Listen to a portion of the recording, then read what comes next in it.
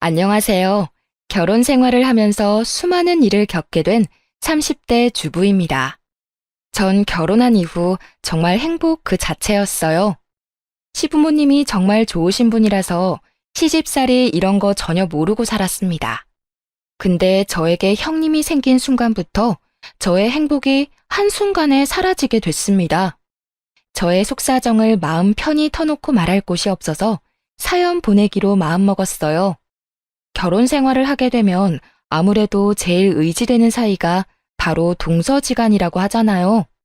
제 친구들 얘기 들어보면 며느리 마음은 며느리가 제일 안다고 형님이나 동서가 자기 자신 마음을 제일 잘 알아준다고 하더라고요.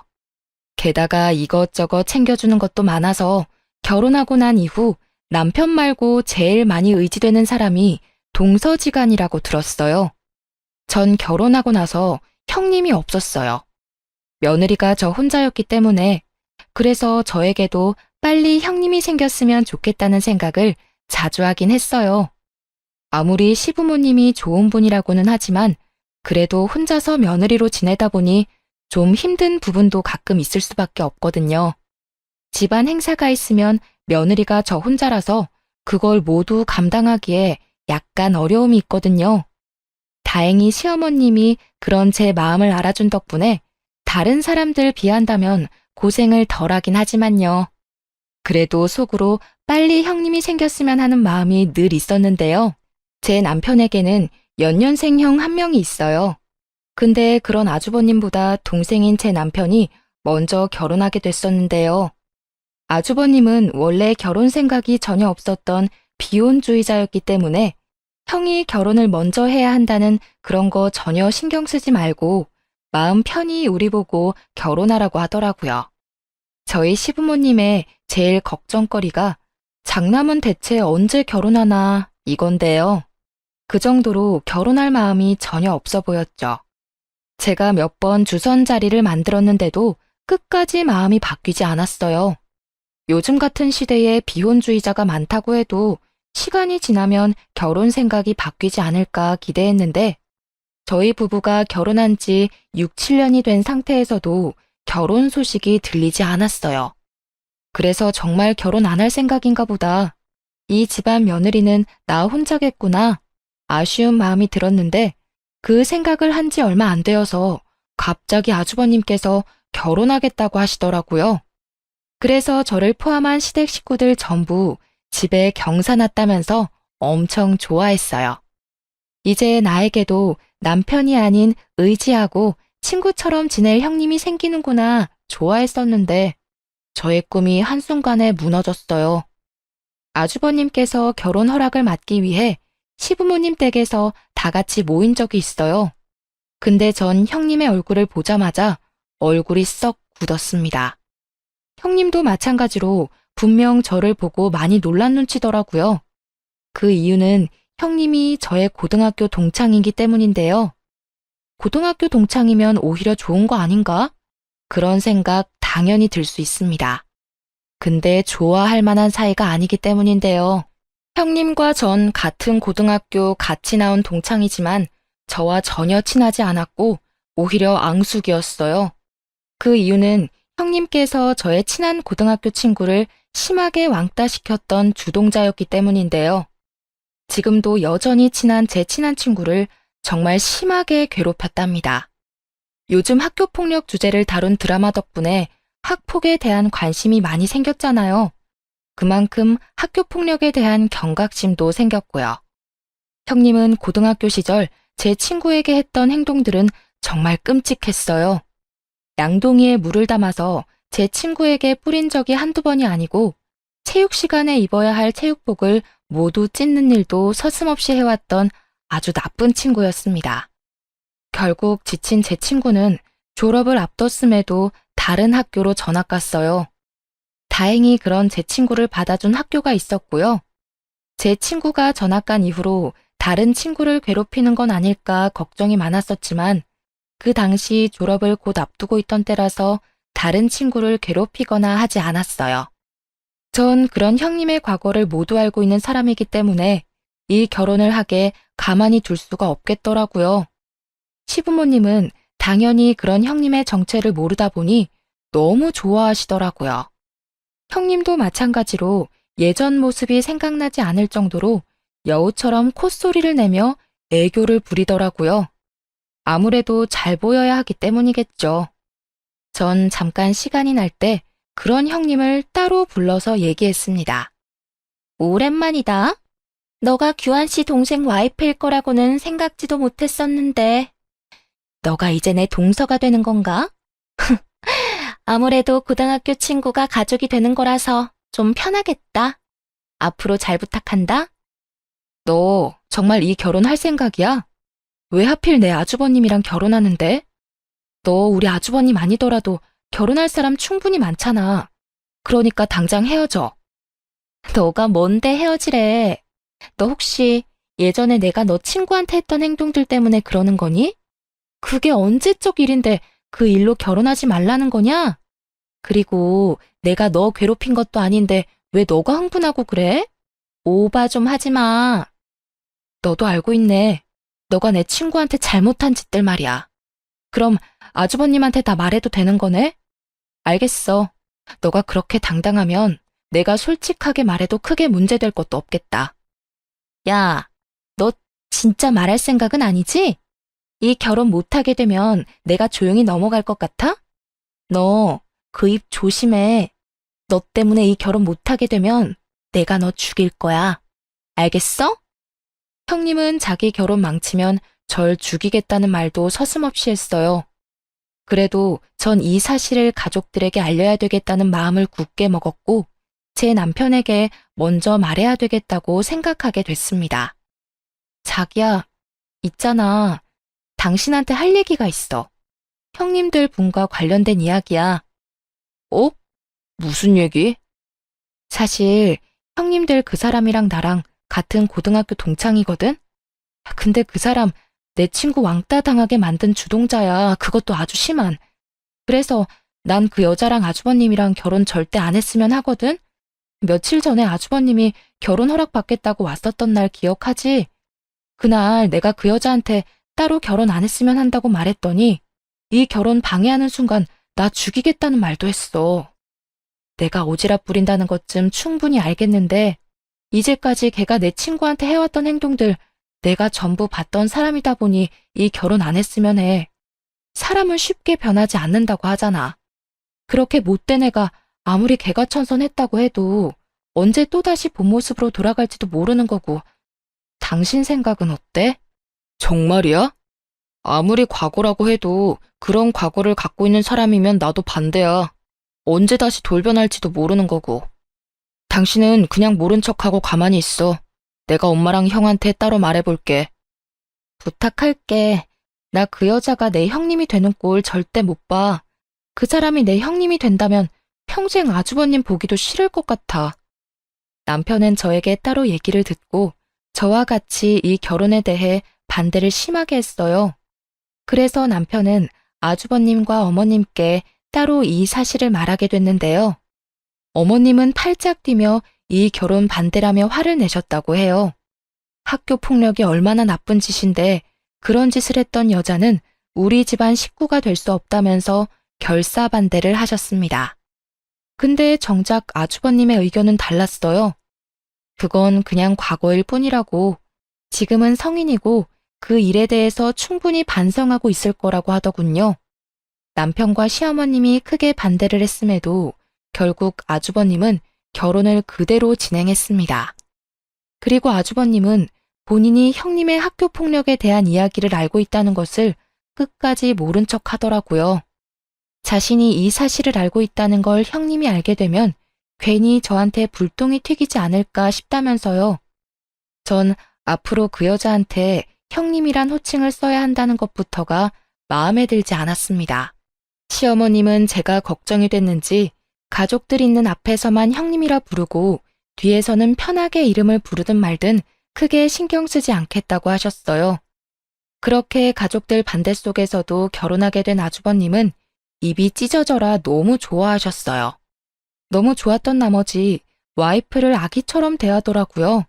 원래 두 사람은 같은 직장에 다니던 사람인데 결혼한 직후 형님 보고 편하게 집에서 쉬며 지내라고 직장까지 그만두게 했어요. 원래 형님은 전업주부가 꿈이라고 했거든요. 아주버님이 회사에서 나름 연봉이 높은 사람이라서 형님 한 명 일 그만둬도 크게 문제가 될 게 전혀 없거든요. 형님도 그거 노리고 결혼한 눈치였고요.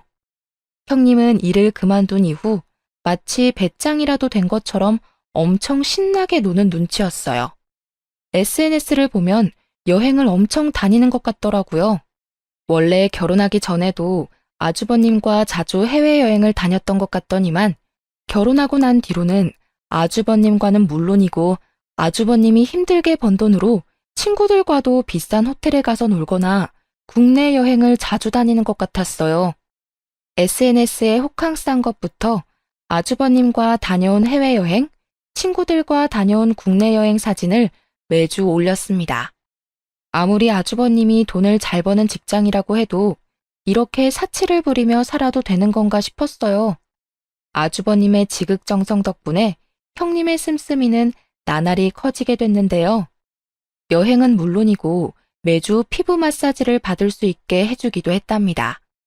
형님 용돈만 한 달에 300만 원 이상이라고 들었어요. 그 말을 듣자마자 시어머님이 이 사실을 알게 되면 난리도 아니겠다 싶더라고요.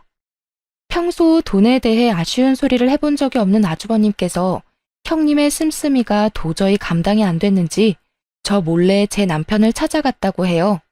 제 남편한테 1,000만 원만 빌려줄 수 없냐는 말까지 했다고 합니다. 동생아, 나 돈 좀 빌려줘라. 내가 요즘 생활비가 너무 부족해서 살 수가 없어. 무슨 소리야. 형이 돈이 부족하다니. 형 한 달에 얼마나 돈 벌고 있는지 내가 다 아는데 무슨 일 때문에 그래? 너 형수가 용돈을 너무 많이 쓴다. 한 달에 300만 원이나 써. 제발 그만 좀 써라 말해봐도 내 말을 안 들어. 뭐? 미친 거 아니야? 아무리 형이 돈을 잘 번다고 해도 한 달에 개인적으로 300만 원 쓰는 건 말이 안 돼. 제발 그렇게 쓰지 말라고 말 좀 제대로 해보지. 그러면 집을 나가는데 어떡하냐? 나도 미칠 지경이다. 형님이 쓰는 돈들 때문에 내야 할 보험비, 관리비 등 밀렸다고 하더라고요. 그 말을 듣게 된 남편은 화가 나서 그럼 형님을 직장에 다니게 하든지 용돈을 줄이든지 하라고 했더니 그런 말을 하면 며칠 동안 집을 나간다고 해요. 그래서 회사에 다니라는 말조차 꺼내지 못한다고 합니다. 결국 남편은 돈 빌려주려고 했던 마음이 그 말을 듣는 순간 싹 사라졌다고 해요. 그래서 남편은 아주버님께 정신 좀 차리면서 살라는 말을 한 뒤 돈을 빌려주지 않았다고 해요. 그런 아주버님을 만나고 난 뒤 저에게 이런 상황을 모두 설명해 줬고요. 저도 그 말을 듣는 순간 어이가 없더군요. 그런 여자가 뭐가 좋다고 데리고 사는지. 어느 날 형님의 욕심과 이기심 때문에 집안이 난리가 난 적이 있었어요. 형님과 아주버님이 결혼한 후 처음으로 생기게 된 시어머님 생신날이었어요. 아주버님이 결혼하기 전 우리 부부 100만 원, 아주버님 50만 원씩 어머님 생신 선물로 주고 있었어요. 원래 어머님이 이것저것 선물 사오는 것보다 돈으로 주는 게 제일 좋다고 하셨거든요. 그래서 저희 부부는 2명이니까 100만 원을 드렸던 거였고 아주버님은 결혼하기 전 혼자였으니까 50만 원씩 드렸던 거였고요. 우리 부부는 맞벌이 부부라서 100만 원 용돈 드리는 게 감당이 되었지만 아주버님 부부는 아무래도 형님이 일을 안 하고 있는 상태라서 100만 원까지 드리기가 좀 부담이 되었나 봐요. 그래서 아주버님은 결혼하고 난 뒤에도 50만 원을 드리게 됐습니다. 어머님도 그걸로 크게 뭐라고 하지 않으셨고요. 그렇게 저녁을 먹고 어머님께 생신 선물로 용돈을 드리는 시간을 갖게 됐는데 갑자기 형님의 표정이 싹 굳더라고요. 여보, 어머님한테 준 봉투 뭐야? 좀 두툼해 보이네? 어? 돈이야. 엄마 이번에 생신인데 용돈 드려야지. 지난번에 엄마한테 돈 준다고 당신한테 미리 말했잖아. 얼마? 얼마 담았는데? 50만 원. 당신이랑 결혼하기 전부터 엄마한테 매년 생신 때마다 50만 원 드렸어. 50만 원? 10만 원만 드리면 되지. 뭘 50만 원까지 드려. 어머님 연세에 돈 얼마나 많이 쓰신다고 50만 원이나 드리냐고. 다음부터 10만 원씩만 드리자. 형님은 어머님, 아버님 모두 있는 자리에서 인상 팍 쓰며 10만 원만 드리자고 말했어요.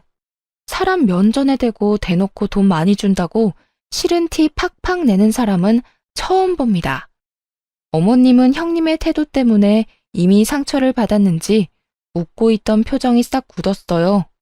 옆에 계시던 아버님도 마른 기침을 계속 하셨고요. 아주버님은 중간에서 많이 난처해 보였답니다. 형님, 아무리 그래도 부모님께 드리는 돈인데 뭐 어때요? 자주 드리는 용돈도 아니고 1년에 딱 한 번만 드리는 용돈인데. 동서, 말 이상하게 한다. 동선에는 맞벌이니까 50만 원은 아무렇지 않게 줄 수 있는 돈이겠지. 근데 우리는 홀벌이라 50만 원은 큰 돈이야. 그러니까 생각 좀 하고 말해. 야, 이 돈 안 받으련다. 꼭 내 생일날 돈 가지고 이 난리를 쳐야 되겠냐? 그네 너 돈 가지고 그러는 거 아니다. 우리 큰아들 이제껏 돈 가지고 쫌생이처럼 굴었던 적 단 한 번도 없어. 우리 아들이 번 돈 가지고 왜 너가 생색이니? 솔직히 내가 알고도 모른 척한 거 많다. 너 이제까지 내 아들 돈 가지고 친구들이랑 여행 다니고 너 피부과 다닌 거 내가 모를 줄 알았니? 너가 지금 다니고 있는 피부과 내 친구도 다니는 피부과야. 너 매주 그 피부과 출근 도장 찍는다며? 너 결혼하고 나서 직장 바로 그만뒀는데 무슨 돈으로 그 피부과 다니는 거니? 그 돈 다 내 아들 돈이잖아. 그래놓고 우리 큰아들이 엄마한테 생일이라고 용돈 좀 주겠다는데 그게 그렇게 아까워? 어? 어머님, 이제 아들이 돈 벌고 어디에 쓰는지 간섭하면 안 되시죠. 이 사람 결혼하기 전까지는 어머님이 간섭했을지 몰라도 결혼했으면 이 사람 번 돈 이제 제가 알아서 해야 할 부분이라고 생각해요. 그러니까 어머님께 주는 용돈도 제가 알아서 해야 할 부분이라고 생각해요. 그러니까 제가 하는 말 너무 섭섭하게 느끼지 마시고 이해해 주세요. 그래, 그럼 이 돈 갖고 이 집에서 당장 나가. 앞으로 우리 집에 발도 들일 생각하지 마. 나한테 이 돈 주는 것도 아까우면 내 입으로 들어가는 모든 음식들도 모두 아깝고 그렇겠네. 앞으로 나 볼 생각하지 마. 알겠니? 네, 그럴게요. 어머님 그 말 꼭 지키시길 바랄게요. 여보, 당장 일어나. 우리 이제 앞으로 올 일 없을 거야. 당장 나가자고. 형님은 끝까지 어머님 말씀에 지지 않고 말대답을 했습니다. 그렇게 형님은 어머님 말씀대로 어머님을 평생 안 보고 살 작정인지 아주버님을 억지로 끌고 나가려고 했어요. 그러던 와중에 형님은 아버님이 제일 아끼는 도자기를 실수로 건드려 깨뜨리고 말았습니다. 그걸 본 아버님도 덩달아 화가 나셨어요. 우리 집에 개집에 한 명 잘못 들어와서 별의 별일이 다 생기는구나. 당장 이 도자기값 물어내. 그리고 어디서 어른한테 따박따박 말댔구야? 사돈이 널 그렇게 가르쳤냐? 어? 집에서 집안일 제대로 안 하고 놀고만 있는 주제에 돈 가지고 이래라 저래라야. 평소 인자하고 화가 없기로 유명한 아버님까지 나서기 시작하자 형님은 아무 말도 못하고 고개만 푹 숙이고 있었어요. 아버님이 원래 며느리 사랑이 깊은 분이세요. 그런 아버님이 화내기 시작하니까 형님도 아무 말 못하고 가만히 있더라고요. 아버님이 화내기 시작하니까 가만히 옆에서 지켜만 보고 있던 아주버님도 뒤늦게 죄송하다고 사과를 한 뒤 서둘러 집으로 돌아갔습니다. 그리고 며칠 뒤 어머님 통장으로 도자기 값과 용돈이 같이 들어왔다고 해요. 그리고 며칠 동안 아주버님이 어머님께 전화를 드렸는데도 상처를 크게 받은 어머님은 전화를 안 받으셨다고 해요. 근데 정작 형님은 어머님께 연락 한 통 안 했다고 합니다. 그렇게 시부모님과 형님네 부부는 거의 6개월 동안 연락 한 번 없이 안 보고 지냈다고 해요.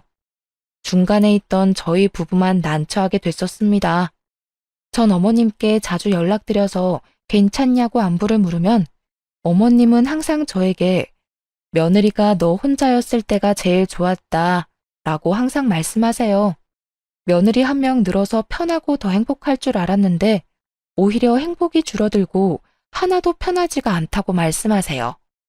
그래도 어머님은 어른답게 두 사람을 모두 용서해 줬어요. 자식 이기는 부모 없다는 말이 있잖아요. 이런 일로 자식과 연을 끊고 살 수 없지 않냐고 두 사람을 모두 용서해 줬습니다. 어머님이 먼저 연락을 하니 그제야 형님은 죄송하다는 말 딱 한마디만 하고 더 이상 말하지 않았다고 해요. 어머님은 그것조차 마음에 들지 않았지만 그냥 넘어가기로 했다고 합니다. 형님이 이렇게 몰상식한 행동을 하다 보니 어머님과 아버님께서 형님에게만 비밀로 하게 된 부분이 있어요. 그건 바로 시부모님께서 굉장한 부를 갖고 있다는 건데요. 우선 시어머님은 주식과 부동산에 대해서 지식이 엄청난 분이라서 현금이 굉장히 많으신 부자였어요. 원래 기존에 저축을 잘하신 편이기도 하지만 그 돈을 불리기 위해서 부동산과 주식 공부를 엄청 했다고 합니다. 그리고 시아버님은 땅과 건물이 굉장히 많으세요. 원래 시아버님 집안 대대로 엄청난 부자라고 해요. 그래서 대대로 물려받은 건물과 땅이 엄청 많다고 들었습니다. 그걸 잘 유지해온 시아버님도 대단하시죠. 건물, 땅, 현금이 많은 시부모님은 돈이 많다는 걸 티를 내지 않으세요.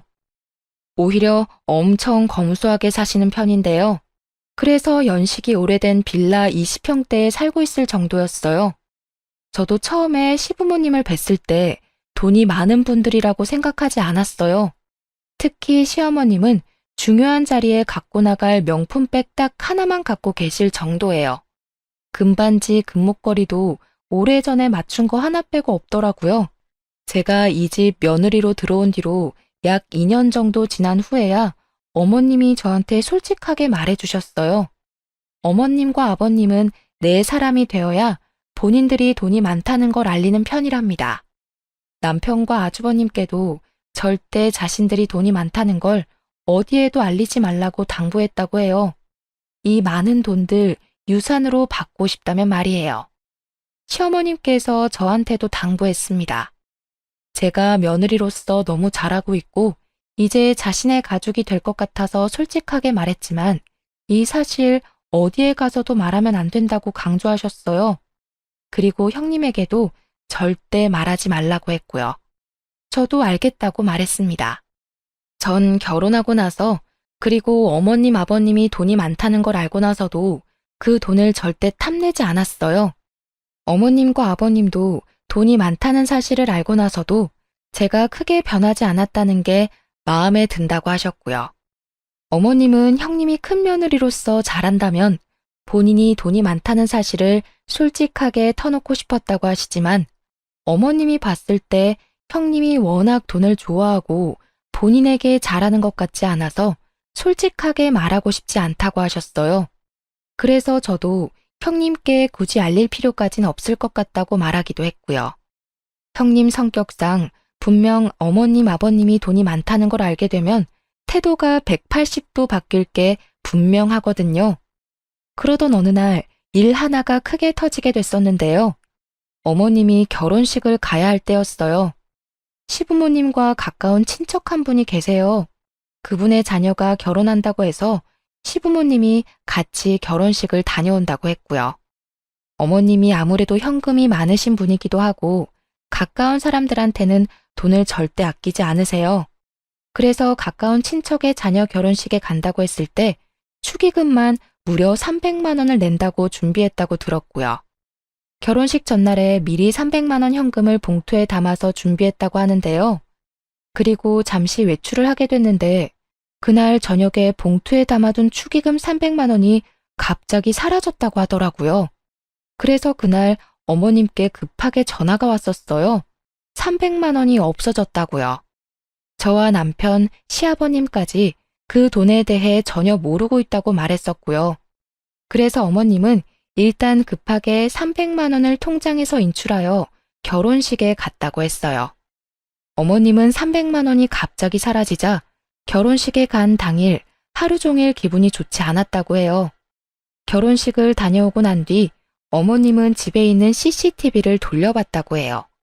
전 어머님 집에 CCTV가 있는 줄은 꿈에도 몰랐어요. 어머님 집 현관문 앞에 CCTV가 설치되어 있었다고 해요. 아무래도 집에 현금이 많은 편이라서 집 앞에 CCTV가 필수라고 하더라고요. 그 대신 CCTV를 설치한 사실을 모두에게 알리지 않았었고요.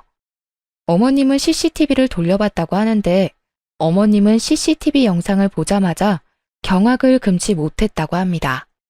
축의금을 가져간 범인은 바로 형님이기 때문인데요. 축의금이 사라진 날 형님이 급하게 돈 봉투를 가지고 나가는 게 영상에 모두 담겼다고 해요. 그 영상을 보게 된 시댁은 난리가 났습니다. 그리고 형님은 이번에만 돈을 훔쳤던 게 아니라 이제껏 어머님의 돈을 조금씩 티 안 나게 가져가서 쓰고 있던 거였어요. 어머님 집에 갈 때마다 어머님 서랍 안쪽에 현금이 많다는 걸 우연히 확인했던 형님께선 조금씩 가져갔던 거였더라고요. 어머님은 돈이 조금씩 사라지고 있다는 걸 이미 눈치챘었지만 크게 터치하지 않았다고 해요. 근데 이번에 영상으로 모든 걸 알게 된 어머님은 가만히 있으면 안 되겠다 생각했다네요. 계산해보니 형님이 가져간 돈만 무려 1,000만 원이 넘는다고 합니다. 이 사실에 대해 전부 알게 된 어머님은 그날 당일 형님네 부부와 저희 부부를 모두 호출했어요. 아무것도 모르고 있는 형님의 표정은 순진무구했었는데요. 어머님은 그런 형님을 보자마자 뺨을 때리셨어요. 우리 집에 도둑년을 뒀었네. 너 이제까지 내 돈 조금씩 가져갔었더라. 근데 겁도 없이 이젠 대놓고 300만 원 담긴 돈 봉투를 그냥 가져가? 너가 사람이니? 어떻게 그걸... 어머님, 죄송합니다. 제가 죽을 죄를 졌어요. 제가 돈이 너무 급한 나머지 잠깐 미쳤나 봐요.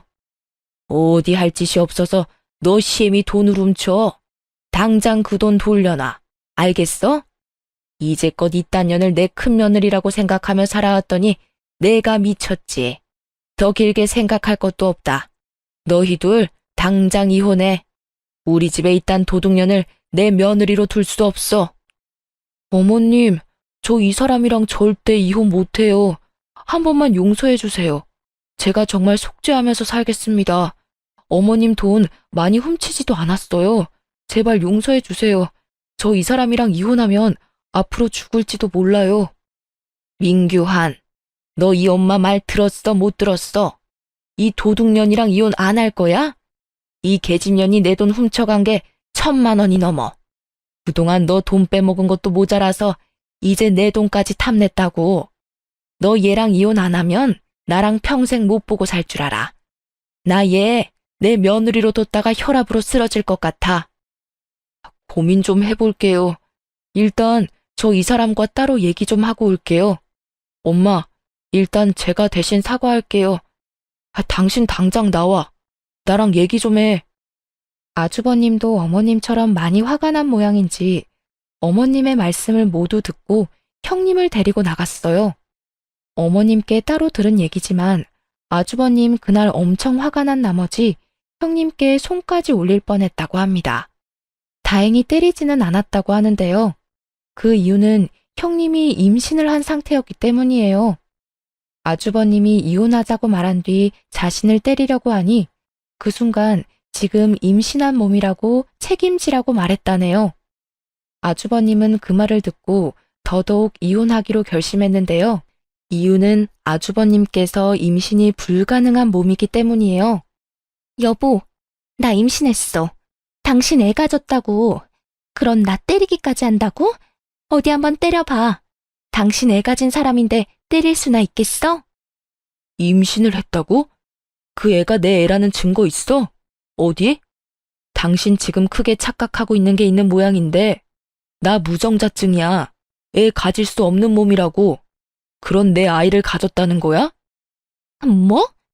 그게 무슨 말이야. 무정자증이라니. 그런 사실을 나한테 말 안 하고 결혼했다는 소리야? 지금 그게 중요해? 나랑 결혼한 당신이 다른 남자 아이를 가지고 왔는데 당신 지금껏 누구랑 침대에서 뒹굴고 왔길래 그래? 다른 남자랑 침대에서 뒹굴고 와놓고 그 애가 내 애라고 거짓말을 하는 거야? 와, 이런 여자를 내 와이프라고 데리고 산 게 더럽고 수치스럽다. 당신 용서해줄까 잠시 생각한 내가 등신이지. 아주버님이 예전에 큰 사고를 당한 적이 있다고 해요. 예전에 친구와 축구를 하다가 친구가 찬 축구공에 맞은 적이 있는데 이날 이후 후천적으로 정자를 생성하지 못하게 됐다고 하더라고요. 그래도 생활을 하는데 문제는 없고요. 형님께서 결혼하기 전부터 아이 낳을 생각이 전혀 없다고 했었기에 아주버님이 그런 형님과 마음 편히 결혼하게 되었던 거였고요. 그런 사실을 모르고 있던 형님께선 아주버님의 아이를 가졌다고 거짓말을 하게 된 거였는데요. 그 말이 아주버님한테 통할 일은 당연히 없죠. 결국 아주버님과 형님은 이혼하게 됐습니다. 혹시 몰라서 아주버님과 형님은 같이 산부인과에 갔다고 들었어요. 형님은 임신한 게 맞았고 아주버님은 역시나 정자 생성이 안 돼서 임신 불가능한 상태였고요. 왜 자신의 엄마 돈을 훔쳤냐고 물었는데 아주버님에게 받은 300만 원 용돈도 부족하다고 느껴 어머님의 돈도 결국 훔치게 된 거라고 합니다. 아주버님은 형님과 합의 이혼을 하면서 당장 돈부터 갚으라고 말했습니다. 한 푼도 갖고 있지 않았던 형님은 친정 부모님의 도움을 받아서 시어머님께 2천만 원을 갚게 됐습니다. 형님의 친정 부모님은 여유가 있는 집안이 아니라고 들었어요. 그래서 있던 돈 없는 돈 다 끌어모아서 형님 대신에 갚아준 거라고 들었어요. 그리고 형님은 아무래도 아주버님과 살면서 직장을 다니지 않았던 상태였기 때문에 이혼하면서 한 푼도 갖지 못한 상태로 쫓겨나가게 된 거였는데요. 아무래도 이제까지 흥청망청 쓰던 버릇이 있어서 이혼하고 난 이후에도 씀씀이가 크게 달라진 게 없다고 하더라고요. 직장도 구하지 않은 상태에서 친정 부모님 도움을 받아서 지내던 형님은 그런 친정 부모님한테도 버림을 받았다고 하네요. 아무래도 친정 부모님도 형편이 좋지 못하다 보니 씀씀이가 큰 형님을 감당하기에 어려움이 있었죠. 재산이 단 한 가지도 없던 형님은 친정 부모님한테도 쫓겨난 이후 재취업을 하기 위해 열심히 움직였다고 하지만 아무래도 경력이 단절된 상태라서 재취업을 하는데 어려움이 있었다고 하네요. 그리고 임신한 상태라서 다시 일을 하는 것조차 좀 버거웠던 모양이에요. 뒤늦게 한 사실이지만 형님의 아빠 아이 정체는 아직까지도 모른다고 합니다. 제 친구가 알려준 사실인데 형님이 이혼하기 전 친구들과 제주도 여행을 갔었을 때 아주버님 몰래 남자들과 합석을 하게 됐고 거기서 하룻밤을 보냈다고 해요. 거기서 가진 애라고 하는데요. 그 당시 하룻밤을 보냈던 남자의 연락처는 받지 않았기 때문에 임신한 아이를 혼자 키워야 되는 상황이 돼버린 거죠. 갈 곳이 없고 게다가 일할 곳도 찾지 못한 형님은 돌고 돌다가 저한테 찾아온 적이 있어요. 형님은 저희 집까지 찾아오기엔 염치가 없었는지 저를 따로 카페에 불렀었는데요. 동서, 아니, 지혜야, 오랜만이다. 잘 지냈어? 얼굴 많이 좋아 보이네. 너가 알아서 우리 아주버님과 이혼해준 덕분에 요즘 살맛이 나네.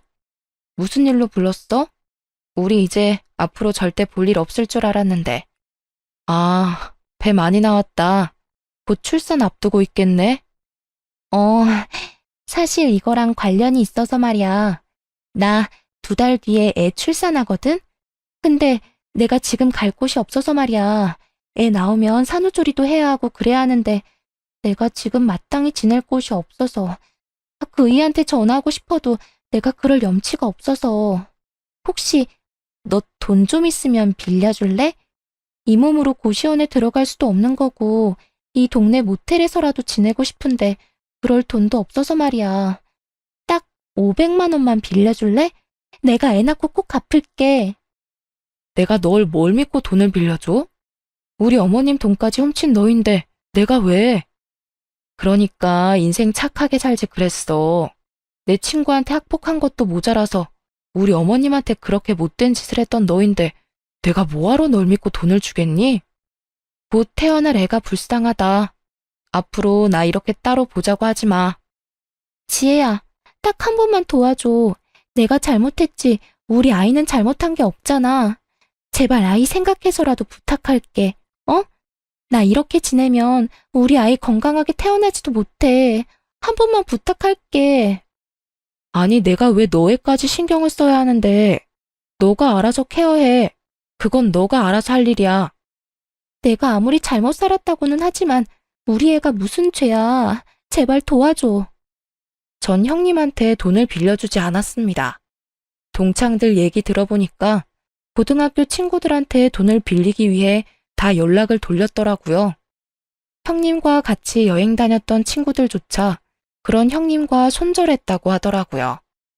형님이 아주버님과 결혼할 때나 좋은 친구였지 이혼하고 나서 땡전 한 푼 없는 형님과 어울려 다니고 싶지 않다고 버렸다고 하더라고요. 게다가 본인이 왕따 시켰던 제 친구한테까지 연락을 해서 돈 빌려달라고 했다고 하더군요. 양심도 없는 년, 너 지금 꼴이 얼마나 우습고 못났는지 알고 있니? 곧 태어날 애 생각하는 사람이라면 안 태어나게 해주는 게 제일 좋을 거야. 너 같은 엄마 밑에서 뭘 보고 자라겠냐? 너 지금 말이면 다야? 돈 빌려주기 싫으면 빌려주기 싫다고만 말해. 그런 악담 내뱉지 말고. 본색 나오는구나. 내가 돈 안 빌려주겠다고 하니까 드디어 본색을 드러내네. 이게 바로 너야. 이런 너 밑에서 애가 뭘 보고 배울 수가 있겠냐고. 너 지금 주위를 봐봐. 너가 지금 이 지경이 되었는데도 도와주겠다는 사람 단 한 명도 없잖아. 이게 너가 이제까지 잘못 살아왔다는 증거야. 그러니까 지금이라도 정신 차리고 똑바로 살 궁리나 해. 그리고 너 참 양심도 없다. 한때 너가 많이 괴롭혔던 피해자인 나한테까지 돈 빌리려고 찾아오는 거 보면. 제 친구는 형님한테 악담을 퍼붓고 돌려보냈다고 합니다. 그러니까 인생을 바르게 살아야 한다는 걸 형님 보고 많이 깨닫게 됐습니다. 안 좋은 일은 몰아서 온다는 말이 있잖아요. 그런 형님의 친정 부모님이 교통사고로 돌아가셨다는 소식이 들렸습니다. 저희 시부모님과 저한테까지 연락이 왔었는데 저희는 가지 않았었는데요. 아주버님은 그래도 전처 생각해서 장례식장에 다녀왔다고 합니다. 장례식장에 있는 형님의 꼴은 말이 아니라고 해요. 그동안 노숙 생활을 해왔던 모양인지 제대로 씻은 적이 없다고 들었어요. 그래서 형님 옆에만 가면 악취가 진동을 했다고 합니다. 그리고 장례식장에 찾은 사람들도 단 한 명도 없었다고 합니다. 그걸 보고 아주버님은 마음이 아팠지만 티를 내지 않고 부조금만 내고 왔다고 하네요. 형님은 그런 아주버님께 그동안 잘못했다고 제발 용서를 해달라고 싹싹 빌었다고 해요. 여보, 나 보면 무슨 생각이 들어? 나 불쌍하지 않아? 나 결국 부모까지 잃었어. 당신한테 그렇게 못된 짓 하고 나서 부모 잃는 벌을 받았다고. 그러니까 나 한 번만 용서해줘. 나 부모까지 잃어보니까 정신이 번쩍 들어. 제발 나 한 번만 구해줘. 나 지금 너무 죽을 것처럼 힘들어. 그러니까 있을 때 잘하지 왜 그랬어? 나 당신 없으니까 하루하루 숨통이 트여. 진작에 당신이랑 결혼했으면 안 됐었는데 동생 말 좀 들을 걸 그랬다. 왜 당신이랑 결혼해서 이렇게 힘들게 살았을까 싶어. 그러니까 당신도 이제 정신 차리고 새삼 살아. 곧 태어날 아이한테 창피한 엄마 되고 싶지 않으면. 당신이 이 아이 지우라고 하면 지울게. 당신이 나랑 같이 살아주기만 한다면 평생 일만 하고 살게. 당신 평생 나한테 사랑 안 줘도 돼. 내가 당신한테 상처 줬던 거 속죄하며 살게만 해줘. 제발 당신 옆에만 있게 해줘. 부탁할게. 너 참 구질구질하다. 나 말고 딴 남자 찾아봐. 너 다른 남자 만나는 거 참 잘하잖아. 그래서 그 아이가 생긴 거겠지? 내가 널 뭘 믿고 같이 살겠냐? 아무리 지금 나한테 잘한다고 빌어도 다시 다른 남자 찾을 게 뻔한데. 그리고 지금 부모님 장례식장에서 애 지우겠다는 말이 쉽게 나오냐? 정신 똑바로 차려. 뱃속에 있는 애가 다 듣겠다. 정말 나 이렇게 버린다고? 당신이 나 좋다고 평생 책임지겠다고 했잖아. 그런 날 진짜 이렇게 버린다고? 난 당신만 보고 잘 다니고 있던 직장도 그만뒀어. 그럼 당신이 나 끝까지 책임져야지. 나 좋다고 말해놓고 왜 이렇게 버리냐고. 애초에 당신이 직장 다니기 싫다고 했었잖아. 그리고 우리 가정 지키고 싶었으면 애초에 당신이 우리 부모님한테 그렇게 해서는 안 됐었지. 아니, 애초에 다른 남자랑 뒹굴고 왔으면 안 됐던 거였지. 난 우리 부모님까지 안 볼 생각으로 우리 가정 지키고 싶었어.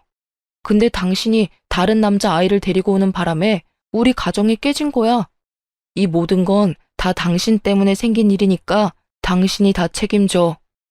아주버님은 그런 형님을 뿌리치고 제발 정신 차리며 살라고 단 한마디만 남기고 그대로 집으로 돌아갔다고 합니다. 아주버님은 장례식장에 다녀온 이후로 며칠 동안 술만 드셨어요. 남편이 그런 아주버님 옆에 있어주면서 그렇게 마음이 아프냐고 물어봤다고 하는데요. 아주버님은 형님을 정말 많이 사랑했다고 합니다. 아무리 돈을 흥청망청 쓴 사람이라고 해도 그걸 눈 감아줄 정도로 좋아했다고 해요. 자신의 어머님한테 그러는 걸 보고 있는 정 없는 정 모두 떨어졌지만 한때 진심으로 사랑했던 여자가 저렇게 막 살고 있는 모습을 보니 그렇게 기쁘지 않다고 해요. 그래서 순간 다시 합칠 생각도 해보긴 했지만 어머님이 다시 힘들어할 생각을 하면 도저히 합칠 생각이 들지 않는다고 하네요. 이렇게 힘든 것도 잠시라고 생각하고 그런 형님이 우는 모습을 보고도 굳게 마음먹고 돌아서서 나왔다고 합니다. 그걸 옆에서 듣고 있던 남편도 형이 그렇게 마음 아파하는 걸 보니 눈물이 절로 나왔다고 하네요. 그리고 뒤늦게 알게 된 사실 한 가지가 있는데 형님의 친정 부모님이 돌아가시면서 형님 앞으로 빚이 늘어났다고 합니다. 알고 보니 친정아버지께서 살아계시면서 주변 지인들한테 돈을 많이 빌린 모양이에요. 친정아버지가 주변 사람들한테 빌린 돈만 무려 1억 5천만 원이라고 하는데요. 아무래도 형편이 좋지 않다 보니까 돈을 많이 벌기 위해서 고깃집 하나를 운영하려고 했었나 봐요. 근데 고깃집을 오픈하고 난 뒤 장사가 잘 안 됐었고 교통사고가 난 바람에 이런 상황까지 오게 된 거라고 하는데요. 결국 형님은 친정아버지 때문에 감당하기 어려운 빚까지 얻게 된 거였어요. 저희 아주버님이 다녀간 이후 장례식장에 빚쟁이들이 엄청 많이 왔다고 해요. 그래서 형님한테 돈 갚으라고 엄청 독촉을 했다고 합니다. 그 빚쟁이들은 형님이 임신한 상태라는 걸 알고 있는데도 돈 달라고 정신적으로 독촉했다고 하는데요. 그 뒤로 스트레스를 엄청 받았던 형님은 결국 만삭인데도 불구하고 유산을 하게 됐었고 바로 입원을 해서 아이를 떼어내는 수술을 받았다고 합니다. 몸을 회복해야 하는 상황에서도 형님이 있는 곳이라면 빚쟁이들이 찾아가서 돈 갚으라고 엄청 난리를 치고 간다고 하는데요. 형님은 초반에 내가 그 돈 왜 갚아야 하냐고 따박따박 반박을 한 것 같지만 지금은 그런 기력이 없는지 돈 갚겠다는 말만 할 뿐 더 이상 어떤 말도 하지 않는다고 해요. 형님네 아버님께 돈을 빌려준 사람 중 제 친구 어머님도 계시거든요. 그래서 가끔 친구한테 형님에 대해서 들을 수 있었어요. 제 친구도 형님 때문에 미치겠다고 맨날 욕만 합니다. 형님은 몸을 제대로 회복하지도 못한 상태에서 낮에는 부잣집 가정부로 일하고 있고 밤에는 대리운전으로 돈을 번다고 해요. 먹고 자고 하는 건 모두 부잣집에서 해결한다고 하는데요. 부잣집에 쪽방 하나가 있고 거기서 먹고 자고 한다고 제 친구가 들었다고 해요. 가정부로 일하면서 돈을 적게 받지 않는다고 하고요. 그 덕분에 다달이 빚 갚는 건 간신히 해결한다고 하네요. 가정과 친구, 부모, 돈까지 잃게 된 형님은 여전히 우리 아주버님에게 미련을 버리지 못했는지 가끔씩 아주버님께 연락을 한다고 하는데요. 지겨울 정도로 연락을 하는 형님 때문에 결국 아주버님은 번호를 바꿨다고 합니다. 아주버님과 연락이 닿지 않자 저한테까지 연락을 자주 하는데요. 전 그런 형님에게 다시 한 번 더 우리 식구들한테 연락하면 경찰에 신고한다고 말한 뒤 바로 차단했어요. 큰 태풍이 지나가서는 시부모님은 물론이고 저희 부부까지 늘 행복하게 지내고 있는 중인데요. 우선 아주버님은 이혼 후 한동안 일중독으로 지내게 됐습니다. 아무래도 상처가 컸는지 일에만 집중하시더라고요. 그 덕분에 승진도 빨리 했다네요. 또 일중독에 빠져 살까봐 여자는 여자로 있는 거라며 어머님은 인맥을 총동원해서 참한 여자 한 분을 소개해줬는데요. 그 여자분께서 얼마나 착한지 아주버님이 한 번 이혼한 경험이 있다고 하는데도 만나고 싶다고 말했었다네요. 결국 두 분은 곧 재혼을 앞두고 있습니다. 아주버님도 그 여자분이 정말 마음에 들었는지 매일매일 웃음꽃이 폈답니다. 시어머님도 제대로 된 큰며느리가 들어오게 생겼다면서 정말 좋아하시고요. 새롭게 저의 형님이 돼줄 여자분은 결혼하기 전인데도 불구하고 저와 시어머님께 벌써 잘해주더라고요. 얼마나 좋은 분인지 저희 시어머님과 목욕탕을 다닐 정도라니까요. 그리고 저를 따로 불러서 잘 지내보자고 카페와 맛집을 많이 데리고 가주기도 했어요. 게다가 저한테 자주 용돈과 옷도 사주고 있습니다. 지혜씨, 아니다. 동서라고 불러도 되죠? 저 동서랑 잘 지내고 싶어요. 우리 규환씨가 전에 어떤 사람 때문에 아픔이 있는지 잘 알아요. 그걸 알면서도 우리 규환씨랑 결혼하는 거예요. 그런 아픔을 이겨낼 수 있었던 건 전부 도련님과 동서 덕분이라고 해요. 제가 아직 부족한 부분이 많을 거예요. 그래도 윗사람으로서 열심히 최선을 다할게요. 부족한 부분이 보여도 귀엽게 봐주세요. 형님, 결혼 전부터 이렇게 잘해주셔서 감사해요. 사실 저도 그렇지만 우리 시어머님이랑 아주버님께서 많이 힘들어하셨어요. 이렇게 천사 같은 형님이 생겨서 저도 엄청 기쁘네요. 그보다 우리 어머님 아주버님이 형님 덕분에 많이 행복해하고 있어요. 저야말로 너무 잘 부탁드려요. 새롭게 저희 형님이 돼줄 분께서 이 정도로 성격이 엄청 좋답니다. 그동안 형님 같지도 않은 여자 때문에 스트레스가 엄청 쌓였는데 이젠 저에게 제대로 형님다운 형님이 생긴 것만 같아서 행복해요. 아주버님도 정말 좋아하시고요. 남편과 저는 이번에 아이가 생기게 됐는데요. 임신한 지 약 3달 정도 됐어요. 아이가 생기다 보니 이사를 가야 했었어요. 둘이서 살고 있던 집이 방 2개밖에 없던 집이라서 아이 생각해서라도 방 3개짜리 집으로 이사 가야 했었는데요. 우리가 이사 간다고 하니까 아버님께서 통 크게 집 하나 장만해 주셨습니다. 곧 손자가 태어나는데 할아버지로서 하나 크게 선물해 주고 싶다면서 34평짜리 집 하나 사주셨어요. 얼마나 감사하던지. 그리고 아주버님이 곧 재혼한다고 말하니 아버님께서 그 결혼식 비용도 전부 지원해 주셨고요. 형님이 알아서 나가준 덕분에 모든 게 술술 잘 풀리고 있어요. 시어머님도 하시는 말씀이 그 여자 한 명 나간 덕분에 우리 집에 좋은 일만 가득 들어온다고 진작에 이혼시켜야 했었다고 늘 말씀하시고 있어요. 한번 나쁘게 살다 보면 정말 끝도 없이 나쁜 일들이 들어오는 것 같더라고요. 형님도 한번 나쁘게 살다 보니 이렇게 벌 제대로 받게 됐잖아요. 전 수많은 나쁜 일들 중에서 학교 폭력이 정말 잘못된 일이라고 말하고 싶어요. 요즘 학교 폭력에 대해서 많은 언급이 되고 있는데 지금 학생분들 절대 나쁜 짓은 하면 안 된다고 말하고 싶네요. 지금 지은 죄는 나중에 커서 다 돌려받거든요.